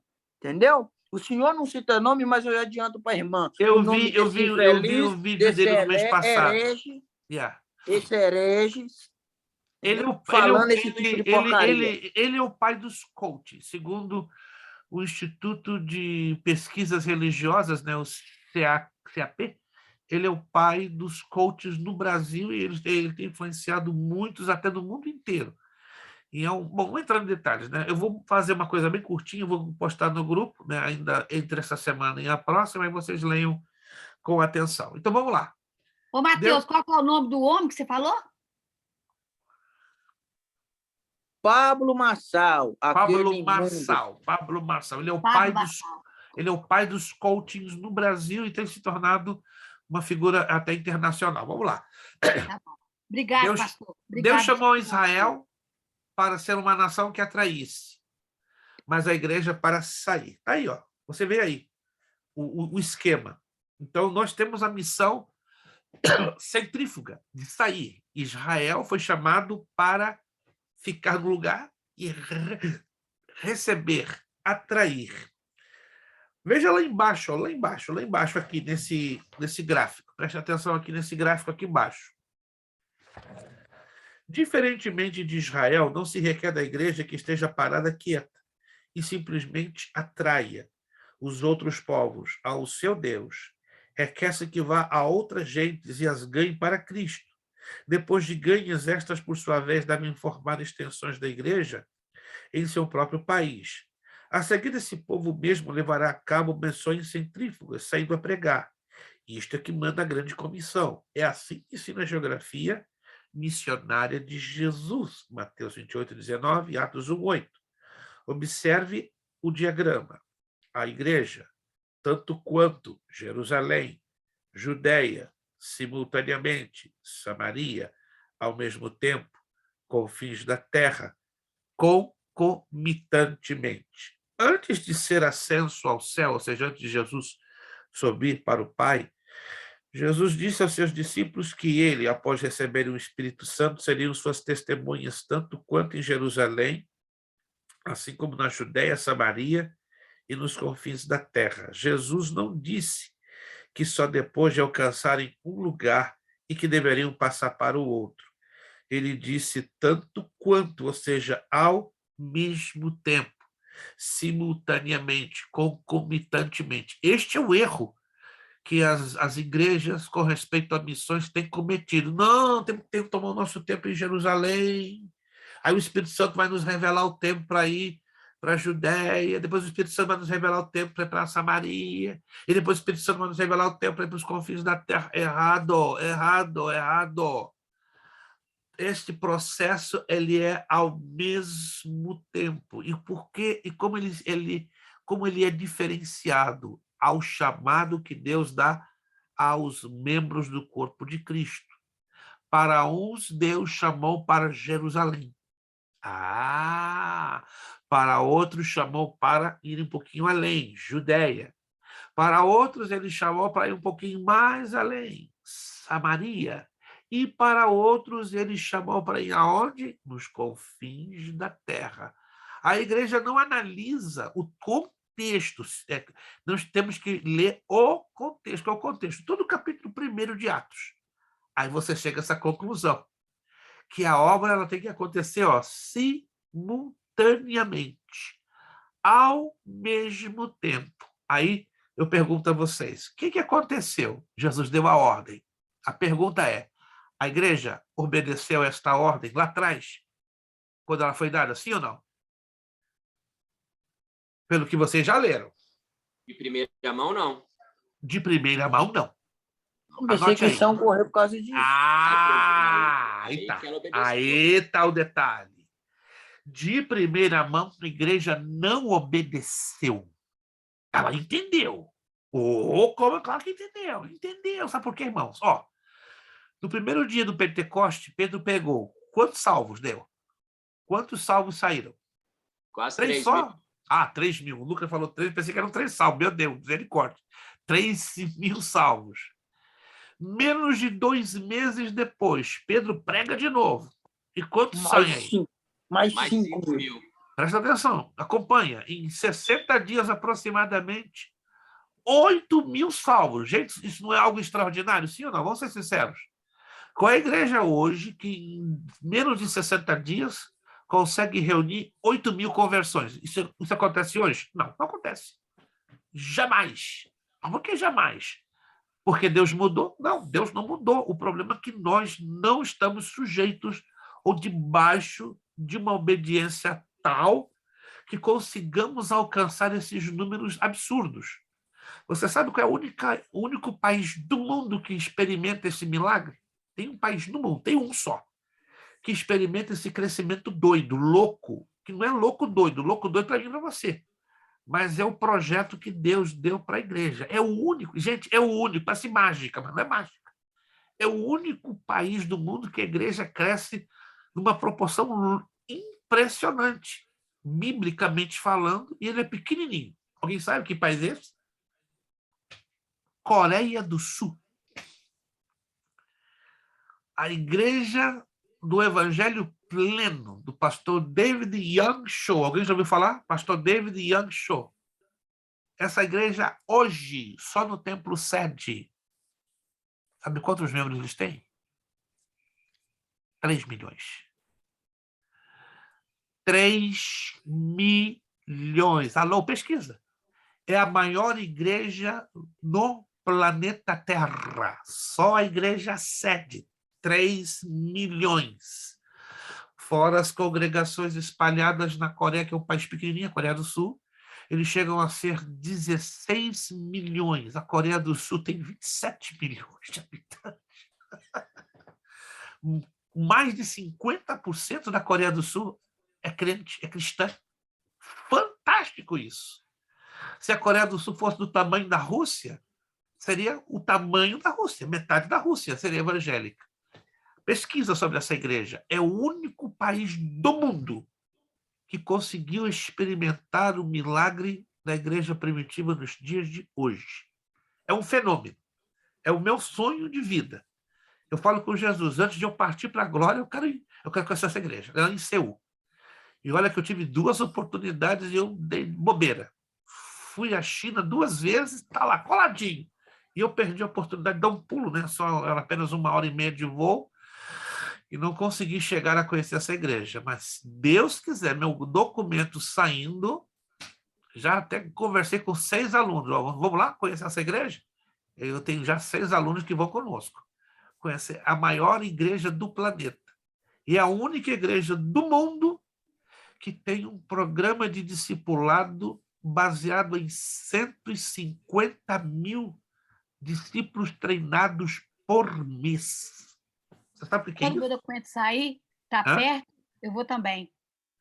Quando o meu documento sair, que já está perto, eu vou lá também. Aleluia! Pastora, a senhora vai ter uma Em nome de experiência Jesus. linda. Eu conheço 4 pastores brasileiros e 2 hispanos que estiveram lá. É uma experiência que não se esquece na vida. Ali você fica uma semana e chega à conclusão, você não sabe nada de evangelho. Você vai para lá e aprende pelo menos 1% do que é um evangelho. Não é uma igreja perfeita, não existe essa igreja perfeita, mas é a igreja que mais se aproxima da igreja do modelo de Atos dos Apóstolos. Aí você vai me perguntar, por que então a maioria das igrejas não vivem este modelo? Por N razões. Não vamos tomar esse tempo. Queria falar muito, mas fica difícil falar das razões porque as igrejas de hoje, né, que não são em nada perfeitas e não foram projetadas em serem perfeitas, elas não conseguem seguir o modelo de Atos. Vou deixar uma perguntinha no ar, não vamos responder porque o tempo não nos permite, eu tenho que terminar essa aula em 10 minutos. Qual seria a razão básica? Básica, tem várias, né? 5, 3, 8, 10 razões, mas tem uma razão básica. Por que não vemos tantos sinais, prodígios, maravilhas conversões e libertações em massa no meio das igrejas. Por favor, não entenda essa pergunta como uma crítica, não entenda essa pergunta como eu estivesse Atos criticando aos 2:42, pastores. pastor. Hein? Atos 2:42, a resposta está Atos lá. 2:42. Vamos lá, gente. Falar 1 Timóteo, mentes cauterizadas. Bom, essa é a consequência pior, essa é a consequência final, mas tem uma razão. Está lá Porque a razão. Pela falta do que está lá em Atos 2:42. isto, vamos lá, aí você vai anotar comigo. Isso aqui é pesado. 2 ou 2. Anote aí. Por que a igreja de Atos dos Apóstolos tinha tantos sinais, prodígios, milagres, maravilhas, libertações e salvações em massa? Por quê? Porque Deus era diferente em comparação ao Deus que temos hoje? Não, Deus não muda. Ele é o mesmo ontem, hoje e eternamente. Mas olha aqui, a igreja de Atos dos Apóstolos, ela estava fundamentada em cima de 4 colunas. Você sabe que as colunas são o esteio, o suporte de apoio de um edifício. Quem sabia disso, irmãos? Todo edifício, toda casa tem algum tipo de coluna, de fundamento. Quem sabia disso? Eu estou conversando aqui com algum construtor, tem algum construtor aqui no nosso meio? Irmão Wallington, eu já sabia que ele era construtor, por isso que eu joguei. Então tá aqui, ó, a voz da experiência pode dizer para vocês: nenhuma casa, nenhum prédio, nenhum imóvel, por mais simples que seja, se sustenta se não tiver colunas ou fundamentos básicos, correto, irmão Wallington? E nunca se constrói uma casa do teto para baixo, sempre de baixo para cima. Me corrija, estou certo ou estou errado? A menos que exista uma casa que você começa a construir pelo telhado e termina no fundamento. Aí o irmão Wellington vai me dizer. Se existe, eu quero conhecer. Essa é uma tecnologia nova, né? Que coloca o telhado, ele fica flutuando, aí você vai baixando as paredes até chegar. Isso parece coisa de ficção científica. Mas é o que, infelizmente, alguns pastores fazem com a obra de Deus, né? Começam a colocar os fundamentos pelo telhado e terminar lá embaixo. Então, aqui eu vou mostrar para vocês quais são os fundamentos que estão faltando hoje em mais de 90% das igrejas. Por favor, não tome isso como uma crítica. Tome isso como uma advertência que os pastores deveriam colocar a mão na cabeça e olhar para esse texto bíblico e dizer: vamos mudar, precisamos mudar. Atos 2:42. E perseveravam na doutrina dos apóstolos e na comunhão e no partir do pão e nas orações. São 4 colunas. As 4 colunas da perseverança. O que quer dizer perseverança, irmãos? Perseverança. Alô? Alguém pode me dizer uma definição básica de perseverança? Atos repetidos constantemente. Atos repetidos, atitudes repetidas constantemente. Tem alguém aqui perseverante no seu trabalho material? Tem alguém aqui que é mais perseverante? Isso, porque se você não é perseverante, você não tem o teu ganha-pão. É lógico. Deixa de você ser perseverante. Você vai ganhar o teu ganha-pão? É difícil, meu irmão. Não vai acontecer milagre, não. Tem que ser perseverante. Eu pergunto a vocês, na vida espiritual é diferente? Na vida espiritual é diferente? Se não formos perseverantes, nós vamos chegar até o fim? De forma nenhuma. Então vamos lá. 4 colunas da perseverança da Igreja de Cristo.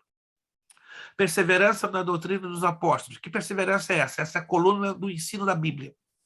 Os apóstolos ensinavam pesado a Bíblia, e a Igreja de Jerusalém insistia ali, e perseveravam na doutrina dos apóstolos. Era uma igreja que tinha prazer em comer Bíblia.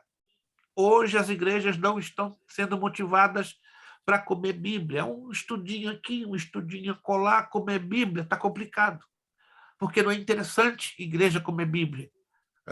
Porque a igreja vai abrir os olhos, vai entender muita coisa, vai deixar de ser manipulada. Então, não está sendo interesse de alguns líderes fazer com que a igreja coma a Bíblia. Primeira coluna, perseverança no ensino da palavra.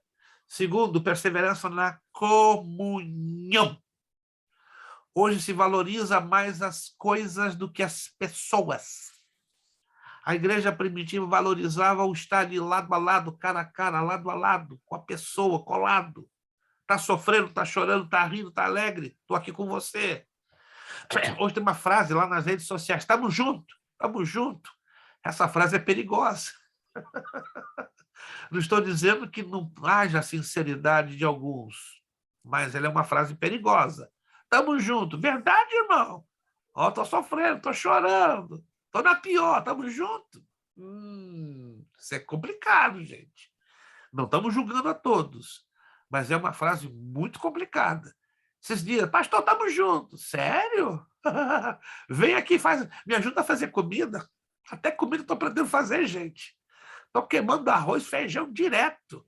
Panela de pressão, já troquei 2. Gente, eu quebrei 2 panelas de pressão. Não tenho vergonha de dizer para vocês, nunca fui bom na mesa, na comida. Né? Irmão Wellington está ali, ó, ele é bom na mesa. Já me disseram que irmão Wellington é um mestre cuca por excelência, mas eu consegui, em menos de um mês, destruir 2 panelas de pressão, acredita? E minha esposa dá uns gritos, aí, vergonha na cara, aprender a cozinhar, vem na hora da necessidade. O pato ganha asas, realmente. Eu estou ganhando asas. Estou fazendo coisas que eu nunca fiz na minha vida. Todo dia queima arroz, gente. Todo dia. Então desisti. Não, agora estou fazendo macarrão. É mais fácil, não queima tanto. Né? Água seca, acabou. Tá aquele cheiro na cozinha. Meu filho, pai, queima o arroz. Parece cômico que eu estou dizendo a vocês. Entende? Estamos juntos, meu irmão. Então vem para minha casa, me ajuda a cozinhar. Não, pastor, desse jeito não. O senhor sabe que é uma força de pressão, então fica quieto, não me fala.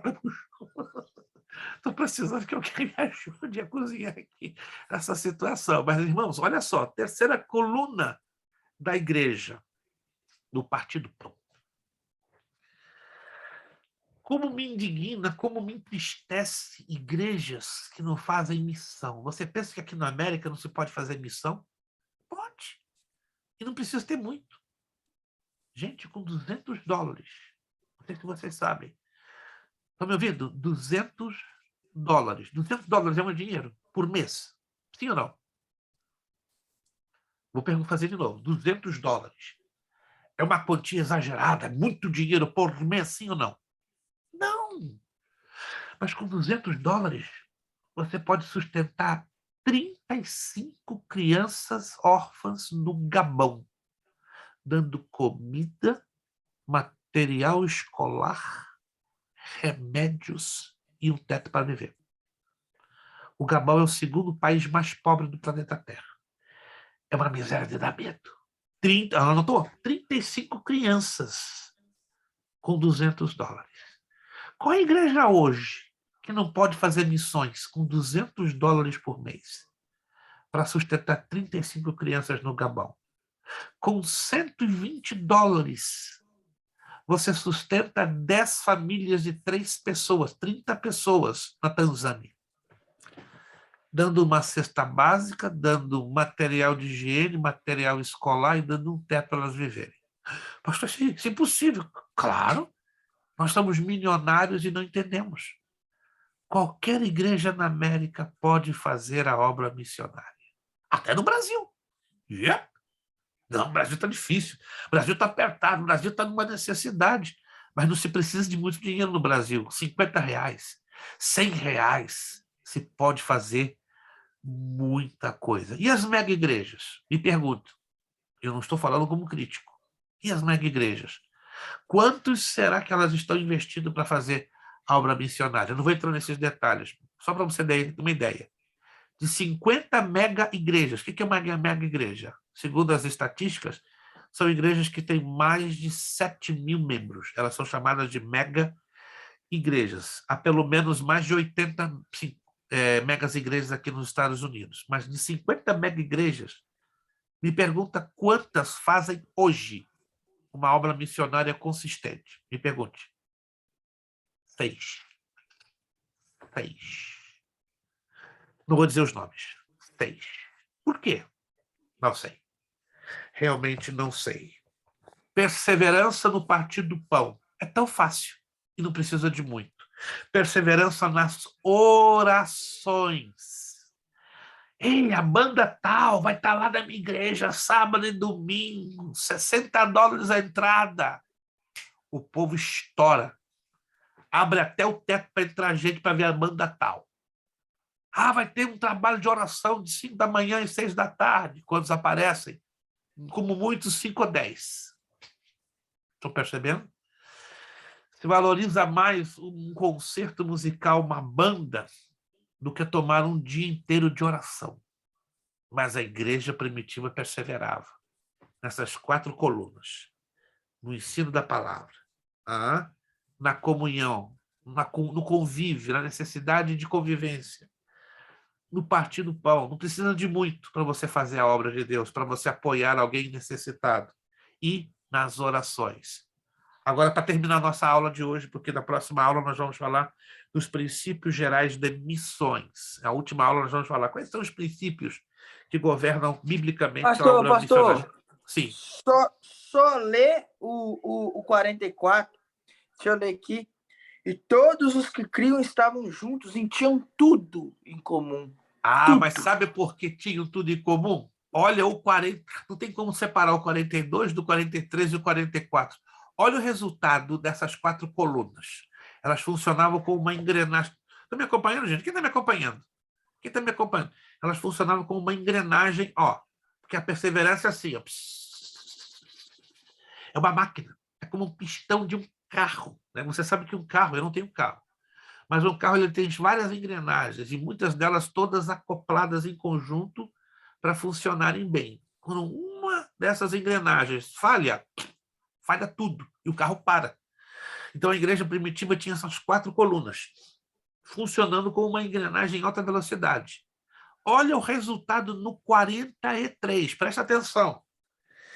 E em cada alma havia o quê? Em cada alma havia o quê? Alguém pode falar? Em cada alma havia o quê? Havia o quê? Temor. Temor. Anote aí, temor. E o temor? Oh, meu Deus! O temor é a alavanca que gera, que provoca, que impulsiona, que desencadeia isso aqui, Temor ao Senhor é o princípio da sabedoria. Mas olha o que o temor gera. O temor é uma bomba. Quando a igreja vive o temor pleno, olha a bomba estourando aí. Muitas maravilhas e sinais se faziam pelos apóstolos. Conseguiu entender agora? Por que não vemos maravilhas nas nossas igrejas? Temor. A culpa é do pastor. A culpa não é do pastor. O pastor pode estar se matando para trazer o temor de Deus na igreja, mas se não houver concordância com a igreja, já era. E pode estar acontecendo o contrário. A igreja está se matando e o pastor está nem aí. Então, 2 situações podem estar acontecendo dentro de uma igreja. Ou o pastor está fazendo tudo para que haja temor, mas a igreja não está respondendo. Ou a igreja está lutando em trazer esse temor, mas o pastor não está nem aí. Então, o que temos que fazer? Clamar a Deus para despertar pastores e igrejas a abraçarem o temor de Deus, que é o princípio da sabedoria. Porque esse temor é o gatilho. Gente, não adianta clamar, chorar, pedir avivamento se nós não limparmos a casa. A casa tem que ser limpa. Tem que ser limpa do orgulho, tem que ser limpa do pecado, tem que ser limpa da desobediência, tem que ser limpa da falta de cumprimento da Escritura. A casa tem que ser limpa. Se a casa não estiver limpa, não adianta. O temor de Deus não pode prevalecer. E se o temor de Deus não prevalece, esquece. Não vai ter sinais, não tem maravilhas, não tem salvação. É um evangelho morno, é um evangelho frio, é um evangelho artificializado, é um evangelho da religiosidade. Não tem pregação que traga convencimento, libertação, transformação de vidas, de mentalidade. Gente, qual foi a última vez que você viu alguém numa igreja sendo libertado de um demônio? Que isso, pastor? Eu não quero ver gente endemoniada, então tem uma coisa errada. Passei a minha vida inteira, não quero me basear pela minha experiência de vida. Ver gente entrando na igreja, bum! 1, 2, 3, 4, 5, 6, 15, 20, 30... tudo endemoniado, mas entrava para ser liberto. E hoje, quando alguém vê um endemoniado numa igreja, é um medo, é uma loucura. Os primeiros a correrem são os obreiros. Sai, sai, o sangue de Jesus tem poder. O que é isso, irmãos? Jesus salvou a igreja para fazer a diferença, para libertar. Quantos creem que Deus chamou você para ser canal de libertação? Alô? Vamos terminar agora a aula. Tem alguém aqui que foi chamado por Deus para ser canal de Deus, para libertar? Tem alguém aqui? Alô, alô, alô, alô? Senão a gente vai ter que começar a fazer uma oração agora para Jesus começar a libertar você. E, pastor, está apertado o negócio hoje, né? A saia está justa. Não é saia, não. O cinto da palavra, o cinto da verdade que está te ajustando a mim e a você. Que Deus nos ajude, irmãos. Alguém pode dizer, o pastor Prestes está apertando muito. Mas não sou eu, não, irmãos. É a palavra. A palavra está nos apertando. Se queremos fazer uma diferença nesta vida, neste mundo, que Deus nos ajude a sermos verdadeiros, autênticos, sinceros. Pastor, Fale, minha irmã. pastor, mas hoje o diabo está entrando, sentando e assistindo o culto e saindo. A gente já não vê mais demoniados nenhum, porque está faltando também discernimento de espíritos. Irmã Ivani, A gente tem visto isso.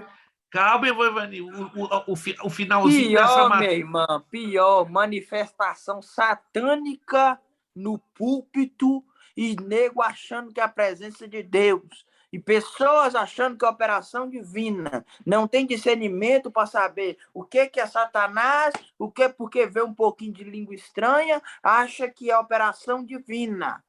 Isso é grave. Não sei se vocês sabem. Manifestação satânica. Satanistas costumam entrar em igrejas, falando em línguas. Teve mais coragem do que eu. Eu iria terminar aí, mas aí você teve mais coragem e terminou para mim.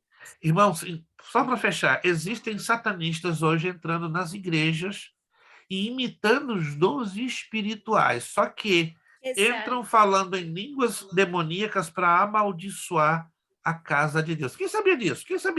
Alguém sabia disso? Ou somente eu e o Lucas e o Ivanildo? Pastor, vamos terminar. Eu vou contar só um testemunho que eu tive de experiência. Isso 2 minutos, se possível, 2 minutinhos. Isso aconteceu em um congresso na rua, aonde uma irmã começou a pular e falar em línguas. E o pastor que estava pregando automaticamente falou com meu pai, que era obreiro, coloca a mão que isso aí é espírito maligno. E no mesmo momento a irmã caiu possessa. O Ivaninho acabou de falar, está faltando hoje discernimento. Eu tive uma experiência aqui na América, a coisa de 3 anos.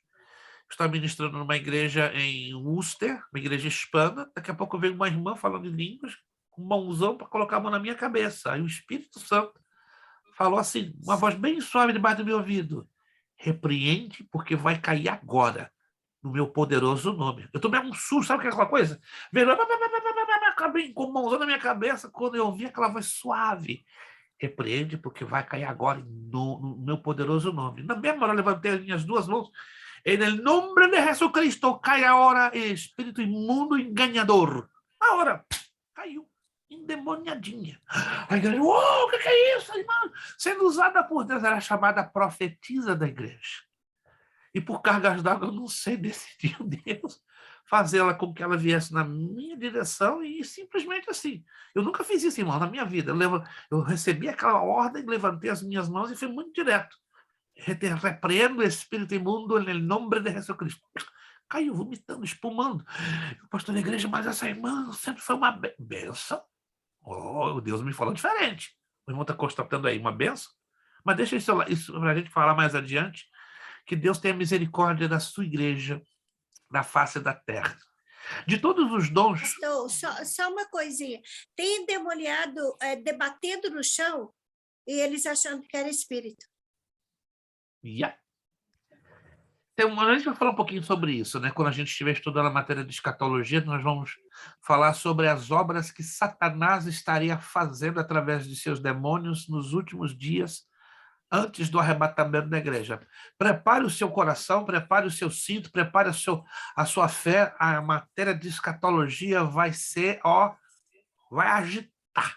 vai agitar, tá? Então, Mateus e irmã Daniela, essa semana já vão receber a apostila online. Segura, Mateus, vai ser um negócio bem quente para vocês. Vamos agradecer a Deus por esta aula. Na próxima aula, então, vai ser a última aula desta matéria de evangelismo e missões. Vem cá, essa aula, ela valeu alguma coisinha?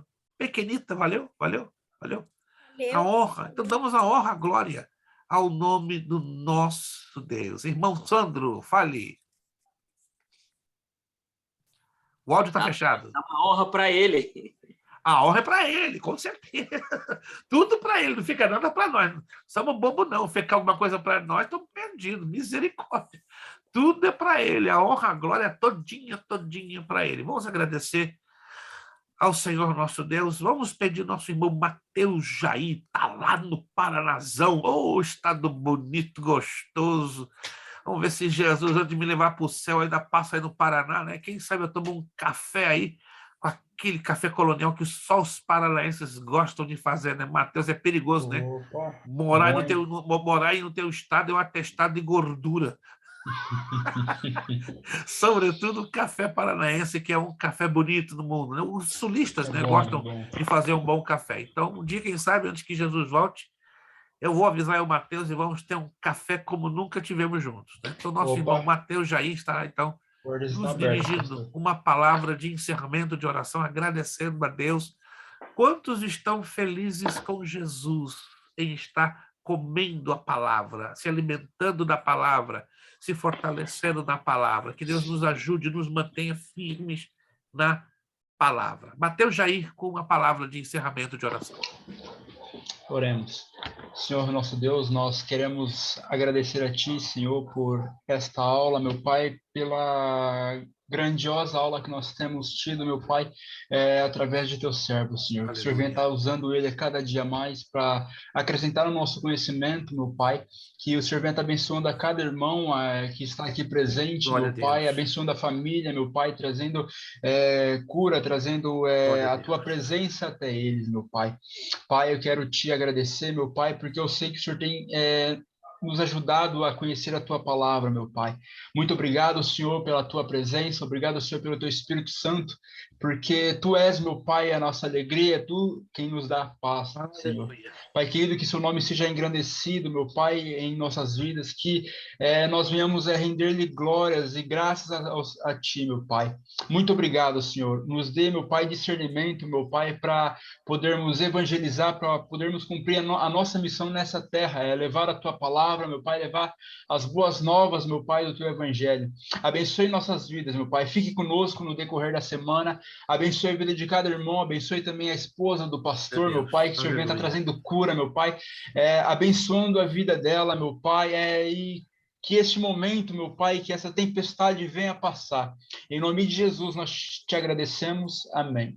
Amém. Nosso lema, seriedade. Seriedade. Compromisso. Disciplina. Seriedade. Compromisso. Disciplina. Seriedade. Compromisso. Disciplina. É necessário que ele cresça. É necessário que ele cresça. E que eu diminua. É necessário que ele cresça. É necessário que ele cresça. E que eu diminua. Eu diminua. É necessário que ele cresça. É necessário que ele cresça. E que eu diminua. Eu diminua. E a Deus damos o quê? A honra, a glória e o poder. Bom descanso, boa noite, a paz do Senhor, uma semana vitoriosa em nome de Jesus e até a próxima semana com a nossa última aula de evangelismo e missões, dia 20 de abril. Muito obrigado, a paz do Senhor a todos, que o Senhor vos guarde e vos abençoe. Muito obrigado. Apostila de coach, pastor. Tá fora, vou mandar só o estudo, a apostila. Paz do Senhor para todos, Jesus abençoe. Muito obrigado.